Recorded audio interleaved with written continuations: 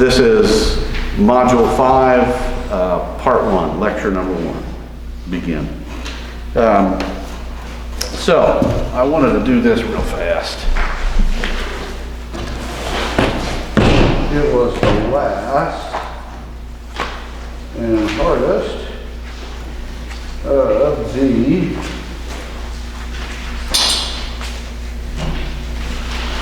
there we go. So sometimes we'll be nice to you and give you the chemical formula and the form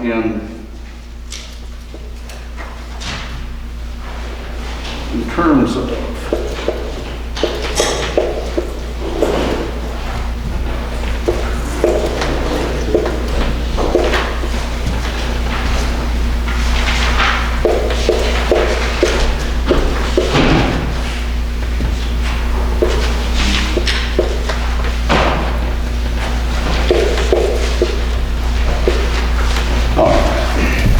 that is page 132. It's the last of your practice problems. I just wanted to go over this with you one more time. So in terms of the process of balancing chemical equations, remember, there's no set, strict formula to it. Generally, you start with the first something in your chemical equation. No particular reason, but you just do. It seems to work easiest that way. You don't have to. You can start with any of them to make them balance, but that's what you'll do. Well, let's do this right the first way first, okay? So we've got 1 carbon, we've got 3 oxygens, and we've got 2 hydrogen on that. Okay, and then we've got 12 carbons. We've got 24 hydrogens, and we've got 14 oxygens, if we got that right. So, obviously the thing is not balanced, and you got some trouble just because this is an odd number, all right?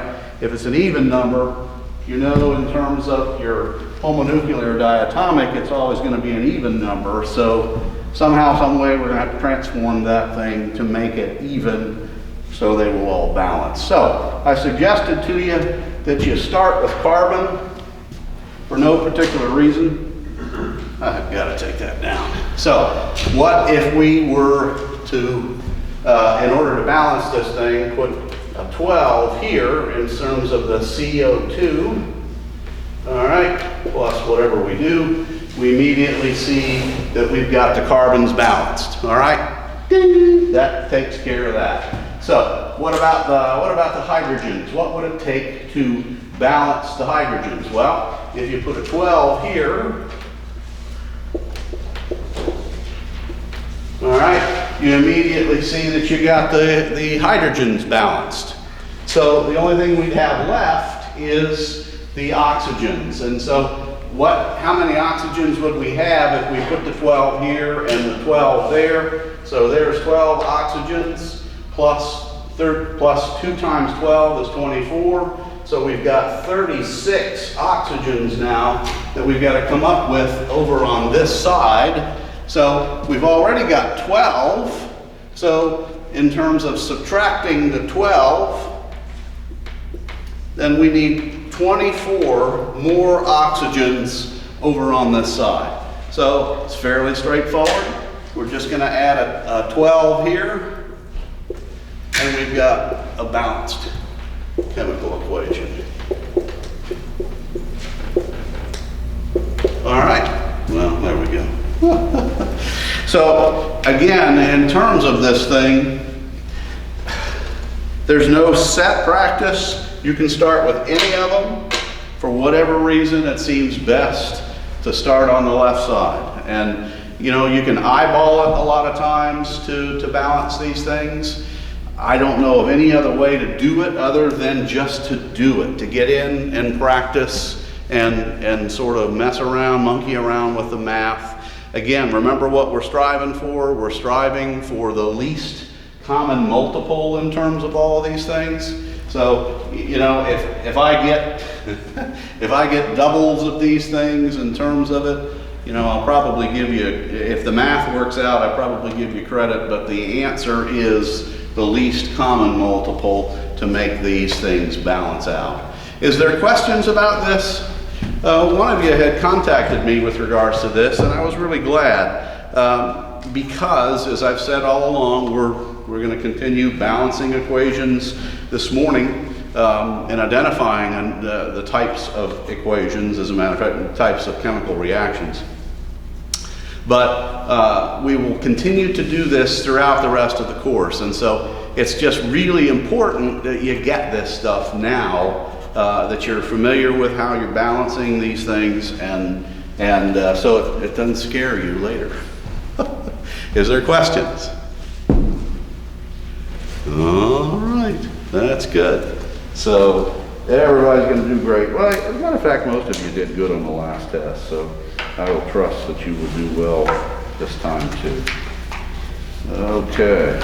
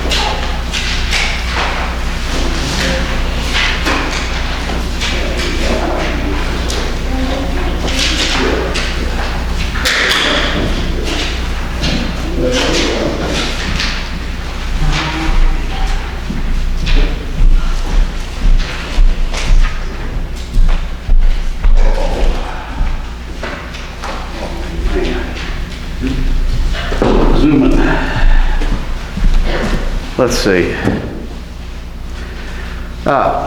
Liam and Jachin, can you hear me? Can you guys hear me? Oh, yes, sir. Okay. Is that Liam? No, that's me. Okay, Jachin? Okay. You can hear me, Liam? Mm-hmm. All right. Would you guys do me a favor? Would you both send me your email addresses?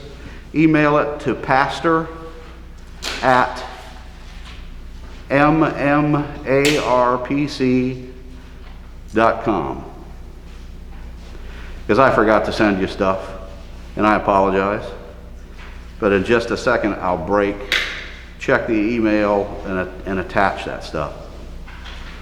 Okay? All right, I'll see you. Great. Thank you.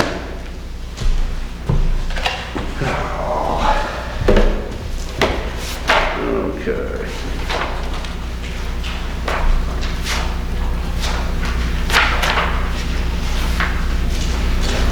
You know, what a year. I thought I had it all.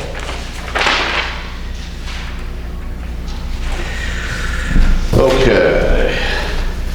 Until I send you the terms, if you would follow along in the textbook, it's all right there.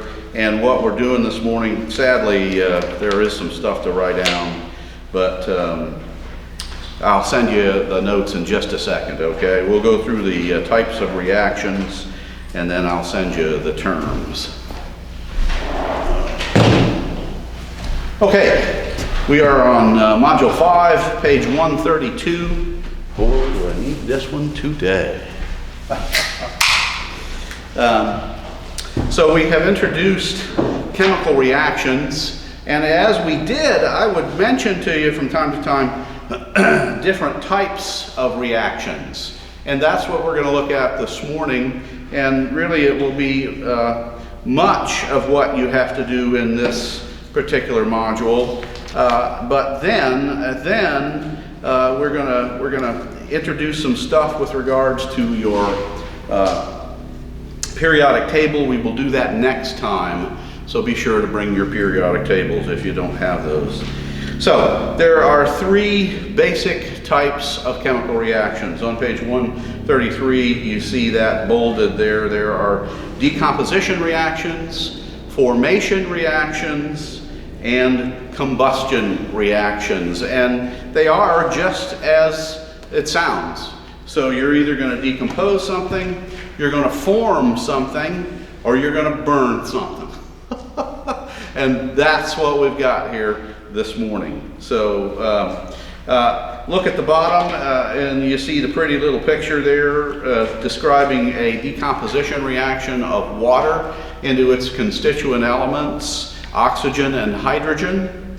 And so in terms of a decomposition reaction, if you turn over to page 134, sadly, I did not update these terms to fill in a lot of this stuff. So you're going to have to write this down. Oh. Guys, you're just going to have to give me a minute. I'm sorry. Did you both send me your emails? I did. Okay. Alrighty. I think I'm gonna have to do that too.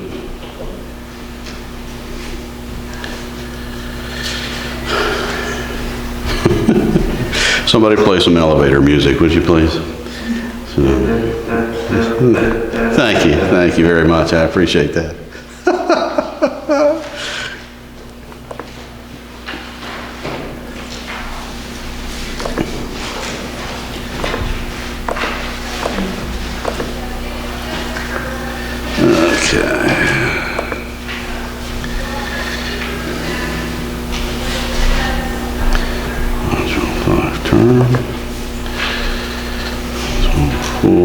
Test.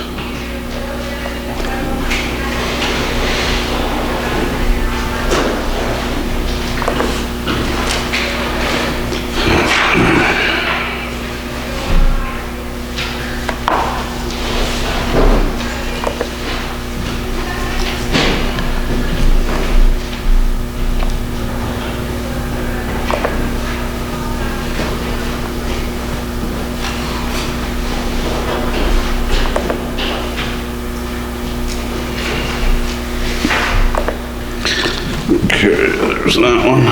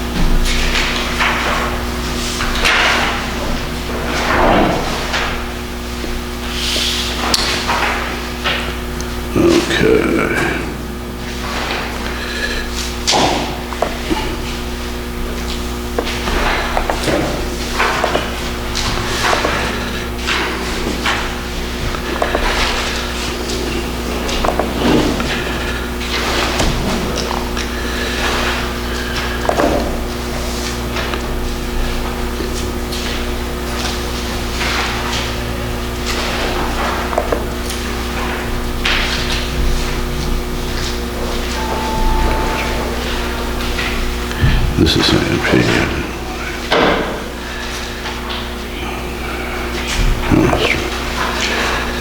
All right.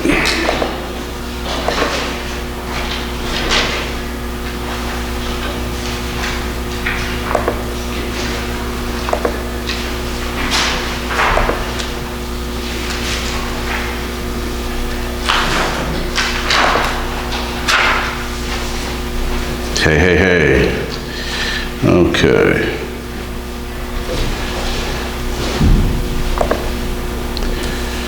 All right, you guys there? Hey there. So the Zoom disappeared. Let's see, is it there? Oh, it's there. Good.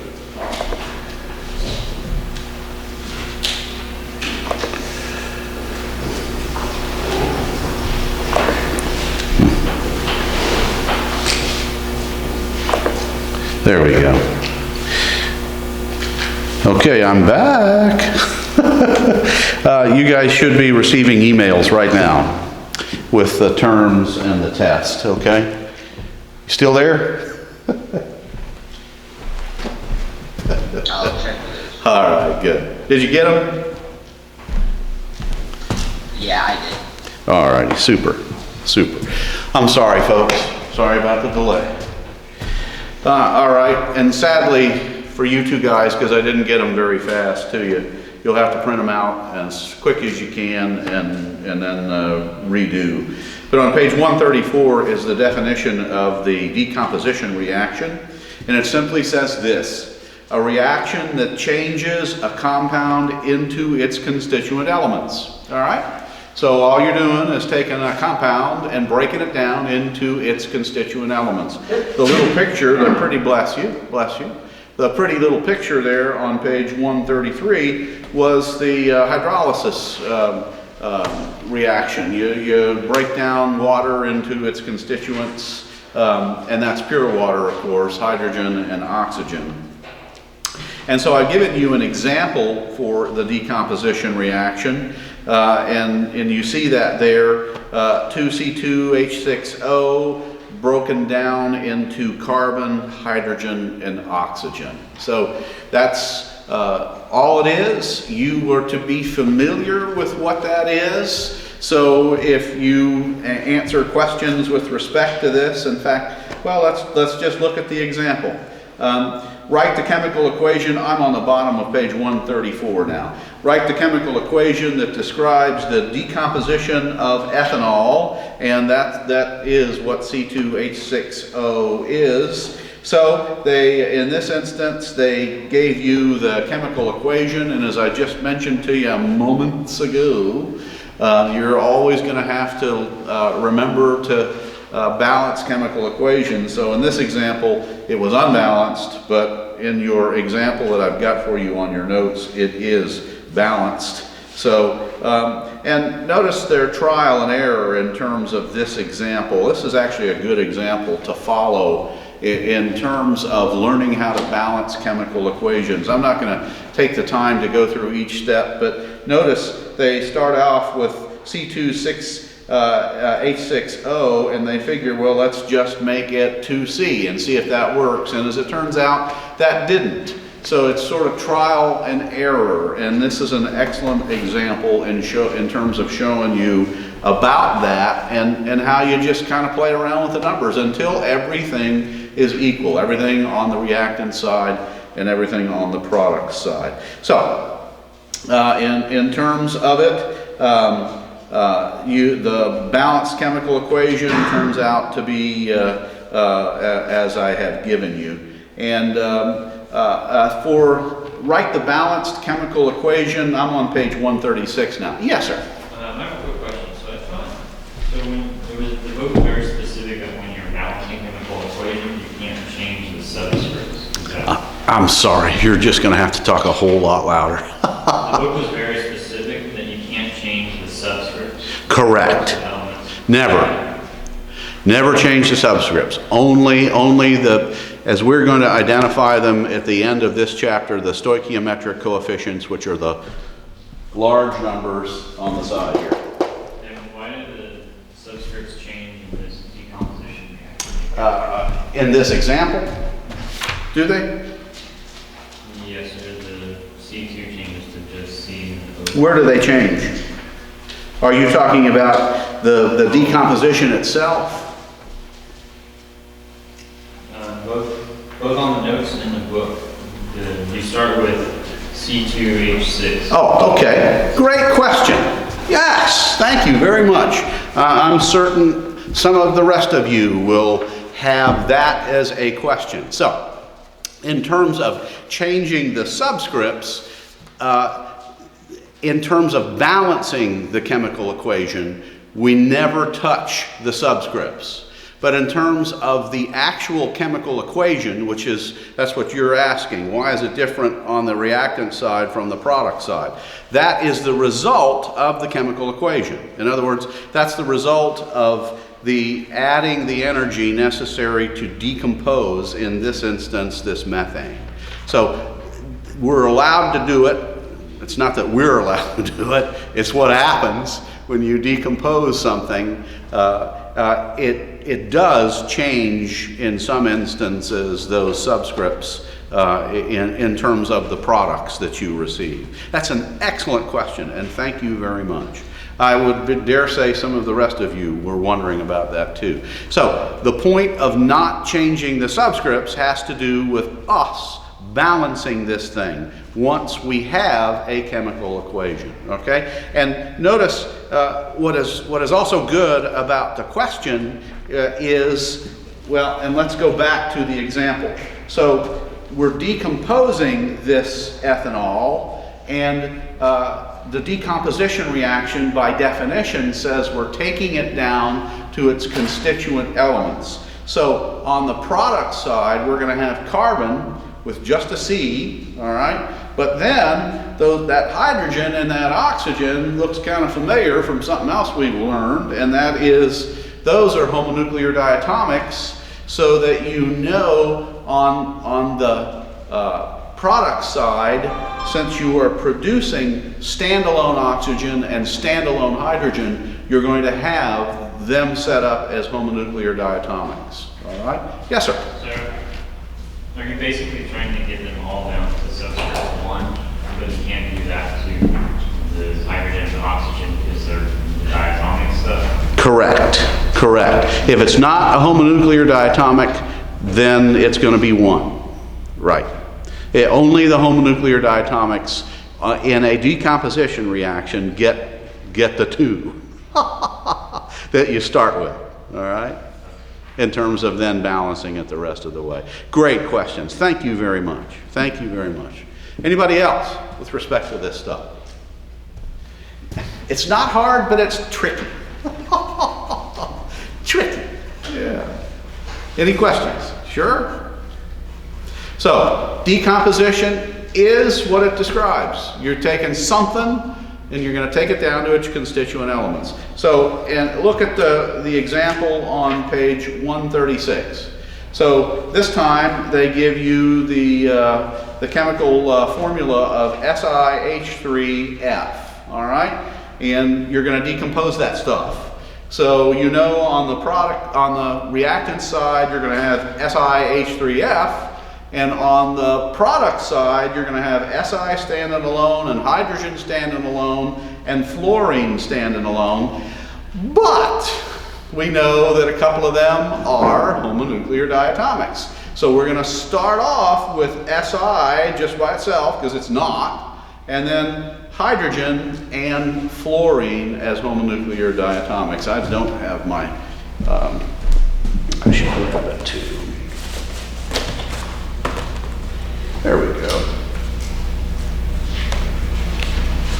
So, in terms of those homonuclear diatomics, remember we got introduced to them. So, we got the hydrogen sitting over here on the left side.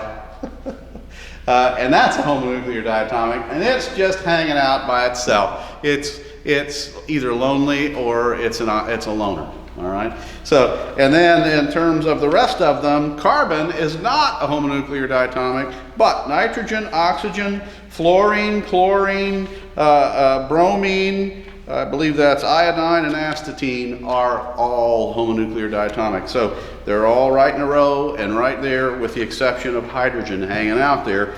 And again, I had suggested to you that you highlight those on your periodic table, just to remind you or keep the notes handy in terms of those things, because if you try to balance a chemical equation, really both ways. We're about to do the next one, which is a formation reaction, but if you start off with something that is a homonuclear diatomic, but you don't label it as that, you'll get it wrong. All right? Questions about that stuff?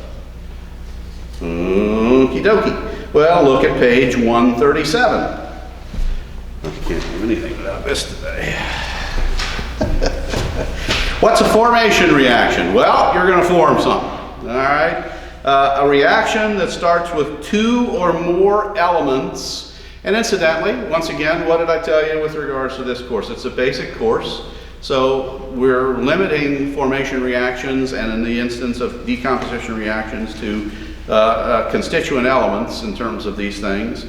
You know, we can talk in broader terms, but this is what we're doing for this course. A reaction that starts with two or more elements and produces one compound. All right? So that's a formation reaction. Look at the example that I've given you. As we're going to find out about this and very soon, 2 moles of magnesium or 2 elements of magnesium plus 2 carbon plus 3 oxygen are going to produce the MgCO3. So that was the example on page 138. Take a look at page 138. So they gave you MgCO3 and they say write a balanced chemical equation of that for a formation reaction. So you immediately know that on the reactant side, it's the opposite of a decomposition reaction. You're going to set up those 3 elements that compose MgCO3 as individuals on the reactant side. So magnesium is going to stand alone, and carbon is going to stand alone, and oxygen is going to stand alone. And we know that oxygen is a homonuclear diatomic, so it's going to stand there as O2. And it's going to produce that MgCO3. And so after you have that established, then you go to balancing. All right? And they show you that in terms of that. And they do an interesting deal there in terms of the fraction, which of course you know you cannot do, but in any respect. Just as an example on what not to do or just how to think through these things. Well, I slowed us up, so I'm going to kind of keep going. If you got questions, please holler. If you got questions after class, call or email. All right? Some of you have done that. All right, so complete combustion reaction is the next one, both in your notes and in the textbook. On page 138, a complete combustion reaction is a reaction in which oxygen is added to a compound containing carbon. All right? So combustion involves burning carbon. Oh, it's horrible that we would ever think of doing that. We're going to destroy the world by burning carbon compounds. But in this instance, it is carbon plus an oxygen is going to yield carbon dioxide and water. Every time, that's what a complete combustion reaction produces. In other words, if you are able to add enough oxygen in the process of that energy source igniting and combusting that particular carbon compound, you will produce nothing but carbon dioxide and water. That, incidentally, was and is the goal of petroleum-based fuel-driven automobiles, is to try to completely combust that carbon-based fuel that you are burning. And sadly, they still haven't been able to completely combust, but you know, they do pretty good. They actually do pretty good, and we will discuss actually the chemical reactions that go on in the catalytic converter of your automobile, but that's for another time. So, a complete combustion reaction always burns a carbon-based something in the presence of oxygen and produces carbon dioxide and water. So, what happens if you try to burn something in your fireplace and you don't have enough oxygen, you don't have enough air? Anybody got a regular fireplace at the house? Anybody got one? Okay. Yeah, you have a bellows, a little thing to shh, shh, shh. And what are you doing when you shh, shh? Are you trying to put it out? No, what are you doing when you do that? Say what? Absolutely. You're adding air, which contains a little bit of oxygen, and in order to get that thing to combust more efficiently.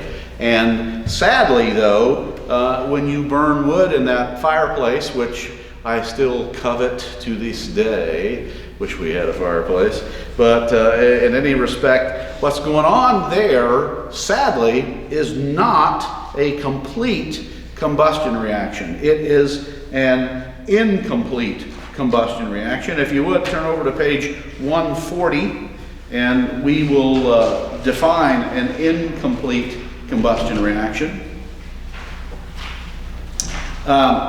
This is let's phrase it in the same way, a reaction in which oxygen is added to a compound, but they must define it in a better way. There is a limited amount of oxygen. There's not enough oxygen to completely combust, and so the result of that thing is carbon and water.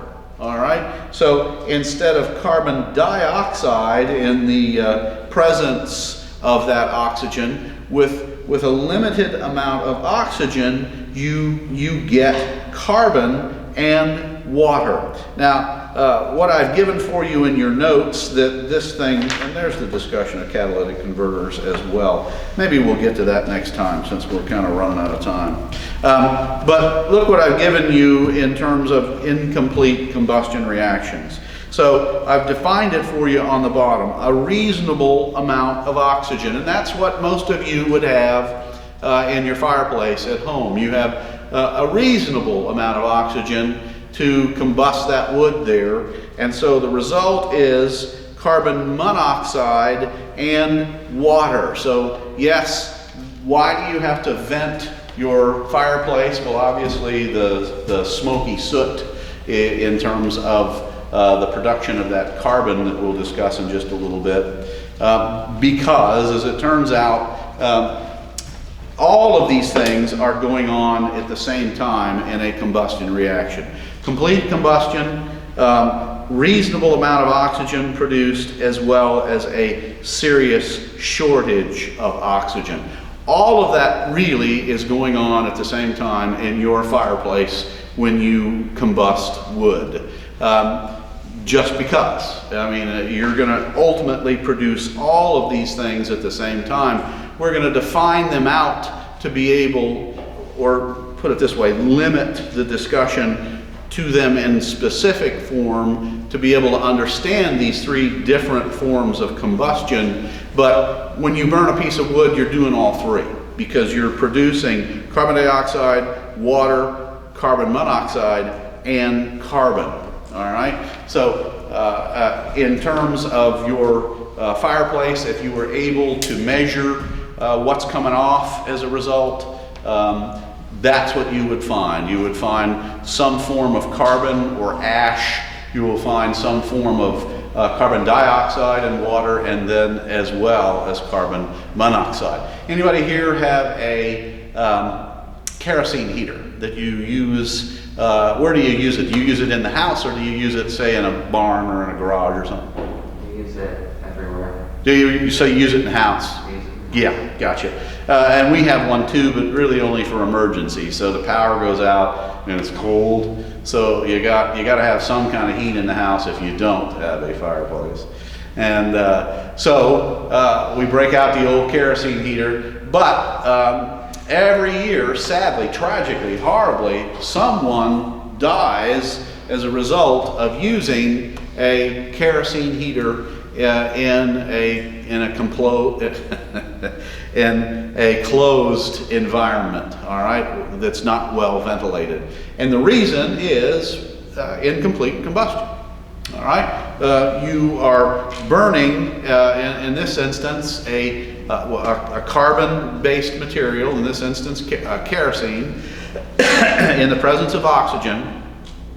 But in terms of the combustion of that stuff, you can't get enough oxygen to it to produce complete combustion, and so the result is incomplete combustion, which includes, again, you're getting some complete combustion in the process, but you're still getting incomplete combustion producing carbon monoxide, which of course is a terribly dangerous poison. And so every year, sadly, someone has not ventilated their home sufficiently to allow for that carbon monoxide to be sufficiently diluted or removed. So the three types of chemical reactions, and the third one, as you see, really is three in a sense. It's complete and then two forms of incomplete chemical reactions. So, is there questions about that stuff?